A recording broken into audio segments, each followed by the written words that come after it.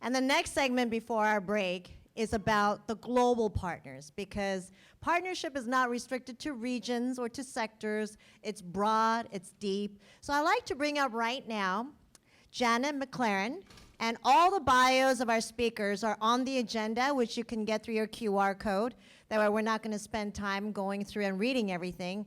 But Janet is the policy manager of the Global Partnership for Sustainable Development of Data, and had the pleasure of talking with Janet virtually, and so great to see her in person as she makes her way to the podium.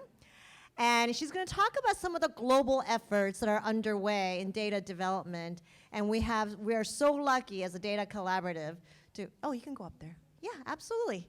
I'm just, while you're walking up there, to be able to really expand our community. So thank you so much, Janet.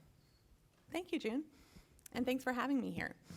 I am from the Global Partnership for Sustainable Development Data. We are an initiative of the United Nations Foundation, but we are really a network of hundreds of partners from across sectors, including national statistical offices, government ministries, UN agencies, private companies, foundations, donors, academia, think tanks, media. And what we do is we use the power of this network to work on creating better data systems in 35 countries around the world. This is really amazing work, and the reason that I'm here today is because data sharing is a key component of this work. So data sharing holds huge potential. So one of the projects we've done recently, I want to bring up an example, is in Paraguay. And I don't know if you know much about Paraguay, but Paraguay has incredible water resources, right? They share the largest freshwater aquifer in the world with 2 other countries. They have a dam in Paraguay that generates more hydroelectric power than any other dam in the world. They have these huge resources, and yet, according to the most recent data from the UN, only 55% of people in Paraguay have access to a safely managed water resource, and only 60%, I want to make sure I get this right, sorry, 64% to water, 55% to sanitation, to an improved sanitation source. That's wild, right? So we know just from those numbers that there are huge gaps between urban and rural populations, between rich and poor, and it's taken 2 years for data partners to come together in Paraguay to create a central data platform where water producers, nonprofits, government ministries, and private companies can share data that allows people to really target interventions to address those gaps, right? And that is why data sharing is so important. And that is why I am here today to talk about this. If we know that data sharing is so important, then why do we not see it more often? You guys know that everybody here has experienced challenges in data sharing, right? One of the things that we found in working with partners is that a big reason that data sharing doesn't happen more often is that there are huge knowledge gaps around what it takes to create an effective data sharing partnership. So our response to this was to create a, randomly, cookbook. Yeah, why do we need a cookbook for data sharing? The cookbook is a tool, it's a practical tool to help people bridge those knowledge gaps in what it takes to share data. And in doing this research, we worked with Athena Infonomics to do a landscaping study and a group of 20 experts over a year to kind of suss out what are the major components that enable effective, ethical, and sustainable data sharing partnerships across the public and the private sector. In doing this, the California Data Collaborative came up as a really innovative model for doing this. One of the key things that we know from doing this research is that sharing value among stakeholders is a big component to ensuring that a data sharing partnership actually comes to fruition, right, and remains in place. And the California Data Collaborative does an amazing job of this, and I think we, in our research at least, and if you know of a different one, you might be able to connect with me afterwards about this, but is the only model that we found where members pay into the system, ensuring that they're getting the value that they need, right, for sharing data, that they're getting some benefit from that, but also ensuring that the partnership is sustainable over the long run. And that's why I'm here. So you can see on this chart that we have 5 elements here. And the first one is one that you're going to be very familiar with. It's mechanisms for building and sustaining trust. So we know that data sharing does not even start to happen unless there is trust among the stakeholders involved. So the cookbook contains specific ideas for how to build trust among stakeholders, including creating accountable data governance mechanisms, communicating with key stakeholders, and more. We also see shared value and benefits for fruit and vegetables, as being key to data sharing partnerships. And this is where CADC also stands out, right? As I mentioned, that value is shared across partners. And that's a really challenging thing to do. On the protein side, we've got the dependable data and infrastructure. And of course, data sharing can't happen without that, right? Without interoperability, without security, without mechanisms for those things. And then we've got mechanisms for supporting knowledge and skills, and this is where the cookbook comes in. And this is why these kinds of gatherings are so important, right? There's no data sharing happens without people being able to talk about data and what they want to do with it. And so we include in the cookbook some ideas for how to continue that, because those needs change across the life cycle of a partnership as well, right? And then finally, at the top, we've got recipes for flexibility and adaptability, including financial sustainability. And again, this is where CADC really stands out as a data sharing partnership that has built in that financial sustainability. So agencies and companies that really want to scale their impact, leverage the power of data, and contribute to solving some of the biggest problems that we're facing in the world benefit from sharing data hugely. But this is rarely the core focus of their work, right? So what the cookbook does is provide a little bit of a push, a little bit of a practical hands-on instruction manual to move partners towards data sharing. And you can find it there, and hopefully it's useful. And yeah, that's all I've got. Thank you so much. Thank you, Janet. And we continue to work with Janet and her team on the cookbook. It's something that I really encourage everyone to take a look at. It is very understandable read, and it's something that we need to look at and develop further with our different experiences. So next up, we have Deepa Karthykeyan, and I'm sure I said it wrong, so you say it right.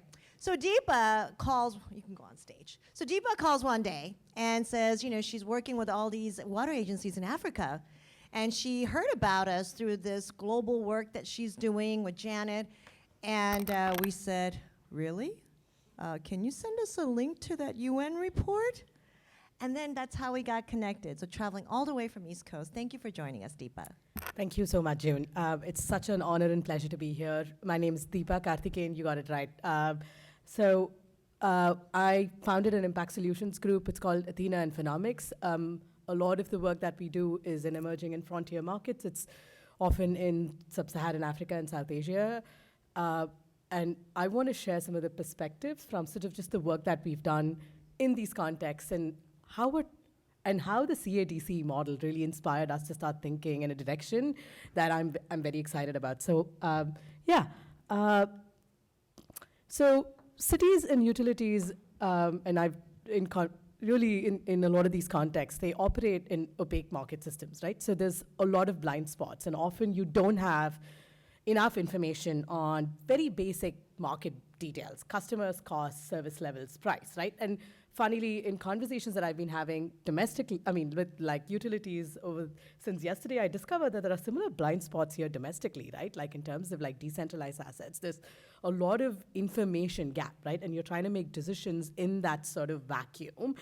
And there are some very clear risks that utilities and city governments face in doing that, right? Firstly, it makes them less investable. Basically, it's impossible to raise debt, because you can't price risk. You can't price risk because you don't know what's going on. And that's the first thing institutional investors want to know. They want to know what's the risk I'm taking on in a particular investment. So it makes them less investable. It exacerbates inequities, right? So, and I'll illustrate that with an example today from Kenya, where we did some work. We are more likely to not reach the people that need the services the most, or unintentionally crowd out fiscal space to serve the poor. It negatively impacts value for money from public finance, because public finances are scarce, right? So you want to make sure you are deploying that most effectively. And when you don't have good information about what's going on and where the gaps are, you're probably going to make bad choices and bad investment decisions. And most importantly, it lowers resilience, right? Because when you don't have information, you're not going to be able to react to or respond to challenges when they occur. So let me illustrate this with an example. These are maps. All of this is publicly available data, by the way. This is Nanyuki. It's in Kenya. It's north of Nairobi. about 130,000 people. It's not big, a relatively small town, but 15% of that are classified as poor, people living below the poverty line. Here's an example of a sanitation. In the sanitation sector, 40% of the population have access to sewers, and the rest of the city is serviced by private sector operators, right? So largely informal private sector operators. So if you see on the map, the deep sort of red is where the least wealthy people, like the most vulnerable people in non-UK live, right? And we actually went in, so we went in to help them. They were actually negotiating a big investment plan with a development financing institution, and they were actually going to do this. And I'll talk about this in a minute, right? So this was the utility with very little analytical support or data was actually negotiating a capital improvement plan, and they were looking to expand their sewer network to about 14 blocks and create a new wastewater treatment plant. And what we did was we went in and we looked at that data and we said, okay, wait, look at who's getting left out by that sewer investment plan, right? Like the 14 blocks that they were servicing, about 30% of the poor people might get increased access, but you're leaving out a lot of the poor people in the southeastern blocks that aren't going to receive a benefit.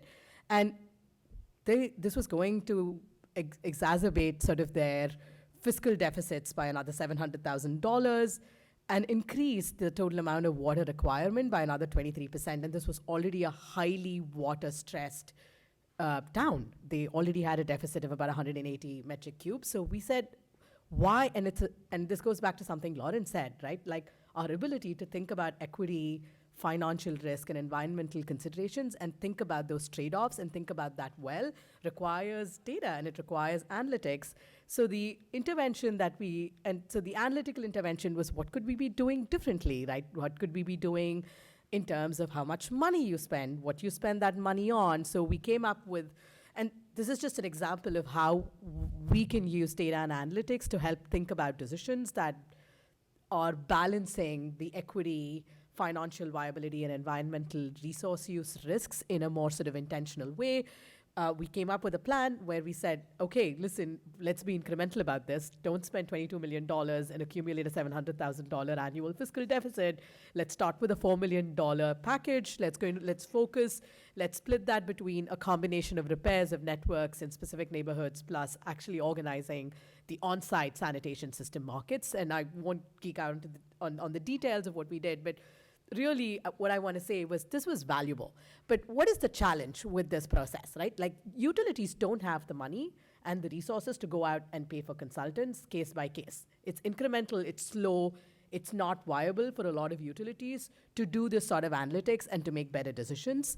And I think this is where the California Data Collaborative model for me is inspiring, right? If this is a problem, right? If every utility or city government, as they're doing a capital investment plan, need analytic support. They need support, for example, to help analyze and visualize the trade-offs between equity and risk. That's maybe a thing that all of them need. And like it's a thing that utilities can benefit from. So the question is, can we do that a little differently? Can we not have consultants like me go out and just get paid one case by case to figure this out for each utility? But can we actually start thinking at scale? And I think this is where, for me, and I was so kicked because, funnily, the work we did with Janet was on data collaboratives. I've spent the last 10 years of my life in the water and sanitation sector. So when I discovered this beautiful blend of a data collaborative model in the water sector, I was so thrilled. And I said, this is a good template for what I call a scale-driven approach to address technology, data talent, and system gaps in cities and utilities, right? So the first piece is take that analytics that I just described, right? Like that illustration. What if we build that out as a digital public good, right? Like an analytical tool which lowers the cost for any city to access that kind of analytics. Yes, there's still going to be some cost, but it's going to be substantially lower if you build that out as a product and all you're doing is charging them for just a couple of days of customizing it for their data, right? So this idea of creating a collaborative that can then take these 2, 3, 4, 5, 10 highly critical problems that utilities are struggling with and turn that into public goods, assets, data as a public good that then lowers sort of what I call the marginal cost of engaging. So it just makes it more affordable and it's scalable. I think for me, what was also exciting when I saw, and June, this means you guys have to really be a benchmark and inspire us and keep trying, and Chris doing new things, is actually a vision to attract and retain talent. Utilities simply don't have the structures to attract and retain data science talent, right? Like it's not part of their staffing norms. It's difficult for them to hire. So what if a collaborative model like this, California Data Collaborative, could essentially become that nodal agency that brings data scientists from around the world wanting to work on water sector issues, like create a data science fellows program for water, for instance, right? Like I think that could be an incredibly powerful way to get people like, I'm sure there are colleagues in my organizations, data scientists, that would sign up for that because they are passionate and want to support and do something in the water space, but don't know how to work with a utility. So I feel like there could be a really great opportunity in a collaborative model to attract and retain talent. And I think they could play an incredibly powerful role on standards, right? Because I think the sector needs more conversation on data standards and how we think about it, and just create sort of more of a unifying movement around this. This has inspired us to really now say, oh, can we take this to Africa, right? Can we create a utility data collaborative for Africa, and how can we learn from the California Data Collaborative model? So a lot of these ideas were inspired by conversations I've had with June and Chris about like, what did you guys do? Like, how did you get this right? Like, how did you get the first set of utilities to sign up? Like, and pay, right? Like none of that's easy, right? So I've discovered, the first thing is in Africa, we're starting to say, okay, this needs to be clearly anchored within a utility association, right? Like that already has the legitimacy and the outreach. What's cool about the California Data Collaborative for me is that it's very lean and agile. Like, they're a 3-member team. So they've managed to sort of stay lean and agile and create like a network of search capacity. So they're able to bring in relevant talent and resources as needed, but their core fixed costs are small. And I think that's a really smart way to do things, and it's pretty scalable. And I love the idea of starting small, not starting with 2 or 3 high priority issues that utilities are struggling with, and building value, and then, and building trust. And if you contrast that with the other data collaboratives, Janet, that we analyzed, a lot of the data collaboratives spent a lot of time dotting the I's and crossing the T's on the legal and the governance side, and they still struggle to build trust because they had extensive legal documentation. And one of the things we learned through that experience is trust doesn't come through the legalities, and then that it comes through value creation and rapport building. And I think the California Data Collaborative has gone from 6 to 20 by building trust through value creation. And I think that's a phenomenal thing for us to take forward as we think about this in Africa, and create and democratize digital assets and build a hybrid revenue model where there is a portion of it that's fees, but they're also able to raise money through innovation grants and other novel sources. So we're really excited about learning and continuing to learn and watch what the California Data Collaborative will do, so we can use that experience and take it to new places and solve this problem at scale rather than in an incremental way. Thank you.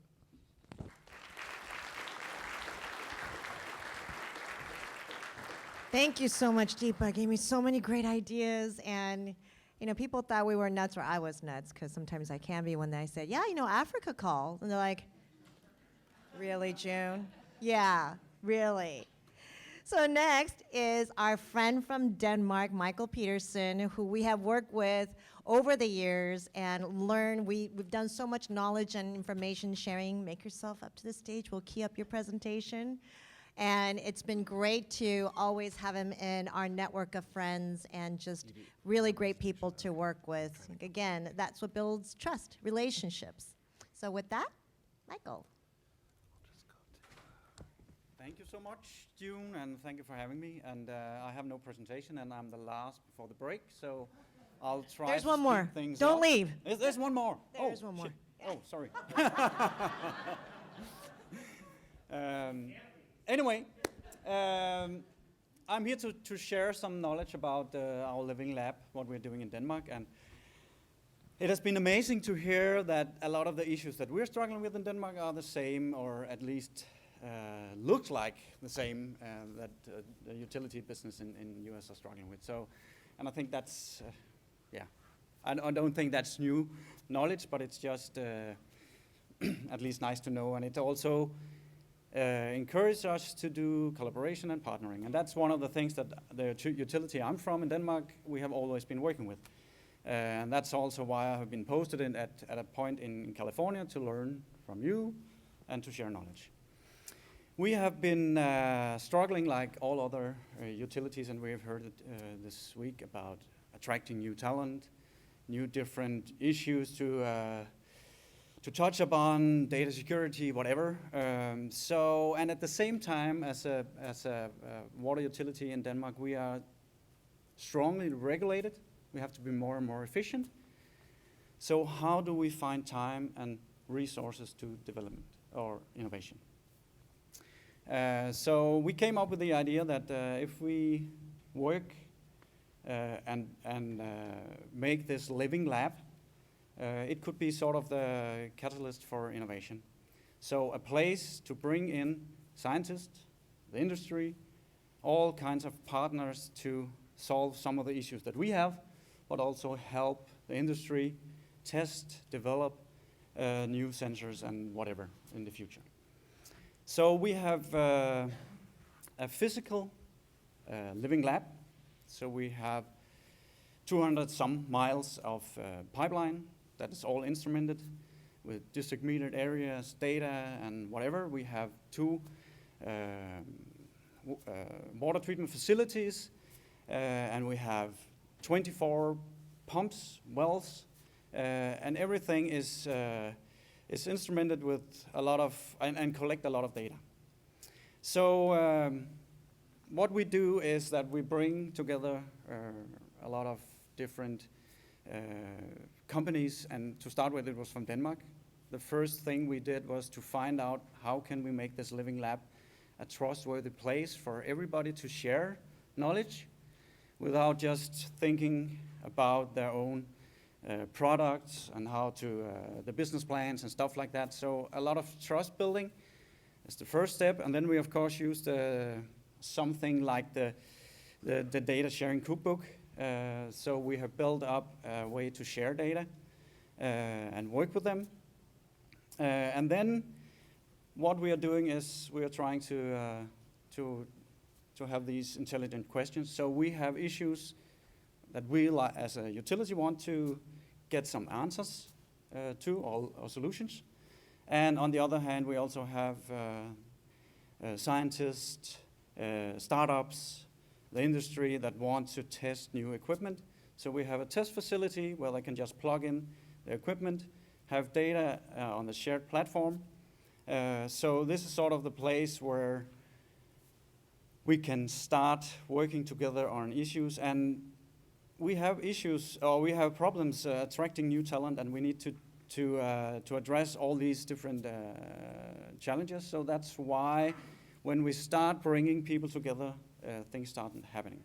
And I remember when I met June years back, she mentioned that intelligent people usually know intelligent people. So bringing them together, we know something about utility, but we don't exactly know, we cannot grasp everything.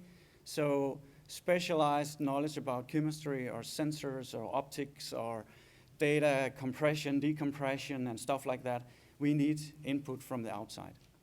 So that's sort of the basis we have done with this living lab.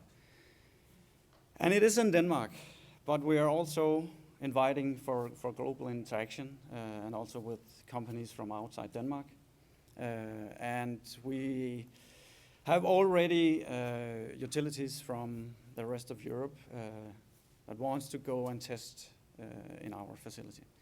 And what we are looking into is our challenges. It's revolving, of course, water, drinking water distribution and production, but also wastewater and also climate adaptation. So we sort of have 3 living labs that works on the same platform, inviting people in to do research and development. Yeah. I think that's basically it. And no, it isn't. Of course, there's so much more, but you know, the buffet is out there, and I'll be out there as well. So thank you so much. Thank you, Michael. Again, we've learned so much from each other over the years, and it's been fun. Last but not least is Abhi Nemani, and I encourage everyone to read the bios. It's really super impressive. I'd be here all day. I just call him like he's launched so many offices and initiatives around data and innovation, and he asked to be the anchor of this because he wanted to wrap it all together, the whole global perspective. So go ahead, Abhi. Yeah, I'm going to solve all of the problems globally right now in the, I think, 5 minutes I have left in stoppage time. So first of all, I should apologize. My voice is a little off. I normally sound a lot more like Snoop Dogg. So it's a little different today. Also, this is a little unusual for me. To be fair, I don't have a lot of experience in water data. And usually when I'm coming to conferences, I'm the one showing off the cool maps and graphs and all the cool technology. In fact, as you have seen yourselves, there are other people who are doing that. What I wanted to come and talk about is provide actually a bit of historical context, not just global context, when we think about this common important topic of data sharing and collaboration amongst public agencies. So first, you may not tell this, I'm actually pretty old. So I've been doing civic tech for a long time, for about 14 years now. I helped start a company called Code for America. It's a nonprofit that works with local governments and helps them build software. So I helped start this organization back in 2010. I was 20 years old at the time. And kind of, as you all know, this obvious immediate thing emerged when we were thinking about it. It's like, oh, we don't have to build lots of different solutions. We can build a solution for one city and scale it city to city to city. Guys, I remember like the tagline I wrote, like build locally, spread globally. I went to foundations. I raised millions of dollars for it, guys. You know how many times we successfully shared applications from jurisdiction to jurisdiction? 0. Because it's really hard. It's really hard. And that's the historical context I'm going to give you, right? So I actually remember when CADC was being formed. This was back in 2015. I was just, I think, coming off the heels. I was the chief data officer for the city of Los Angeles. And I was just coming off the heels of this water data hackathon that I hosted at LADWP. And I think it was Chris or maybe my old friend Patrick who brought this idea of CADC to me. And I think they were thinking, oh my gosh, Abhi's going to love this, right? Data officer, Code for America, water hackathon. I almost shut the door on them when they came and talked to me about it.